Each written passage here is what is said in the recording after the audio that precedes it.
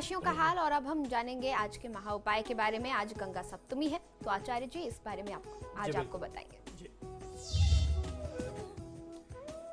जी आज गंगा सप्तमी है। आज मैं आपको बताने वाला हूं कि आज की तिथि का क्या महत्व है। पावन है गंगा और अद्भुत चमत्कारी गुणों से युक्त है। इसका जल जो गंगा जल है वो बहुत ही चमत्कारी गुणों से युक्त है, इसीलिए इसको हमारे यहाँ बहुत ज़्यादा महात्म्य दिया गया।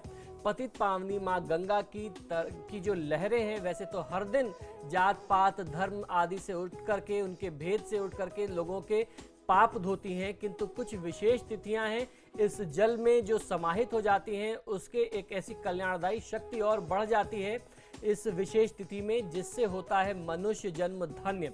ये शक्तियां जो हैं वो भक्तों के समस्त दुख को हर लेती हैं और आपकी झोली में डाल देती हैं अपरंपार खुशियां। गंगा नदी करोड़ों हिंदुओं की आस्था का केंद्र है। अनेक धर्म ग्रंथों में भी मां गंगा के महत्व का वर्णन अपार मिलता है। वैशाख मास के शुक्ल पक्ष की सप्तमी तिथि को गंगा सप्तमी कहते हैं। ऐसी मान्यता है कि मां गंगा की उत्पत्ति पृथ्वी पर इसी दिन हुई थी। इस दिन गंगा नदी में स्नान करना और स्नान के उपरांत मां गंगा का विधि विधान के साथ पूजन आदि करने का विशेष महात्म हमारे धर्मशास्त्रों में बताया गया है। धर्म ग्रंथों के अनुसार जब श्री कपिल मुनि के श्राप से सूर्यवंशी राजा सगर के 60,000 पुत्र भस्म हो गए थे, तब उनके उद्धार के लिए राजा सगर के वंशज भगीरथ ने घोर तपस्या कर माता गंगा को प्रसन्न किया और धरती पर लेकर के आए। मां गंगा के स्पर्श से ही सगर के 60,000 पुत्रों का उद्धार हो सका।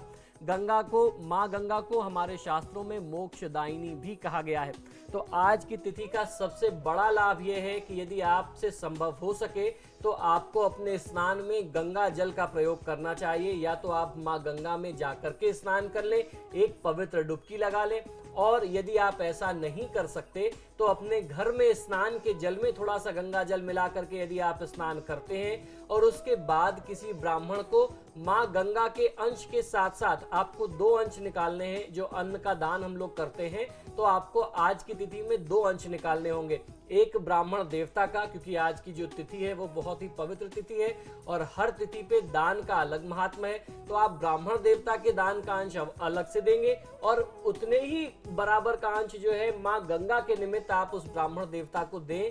और आप जो है आज अपने परिवार के कल्याण की कामना मां गंगा से करें।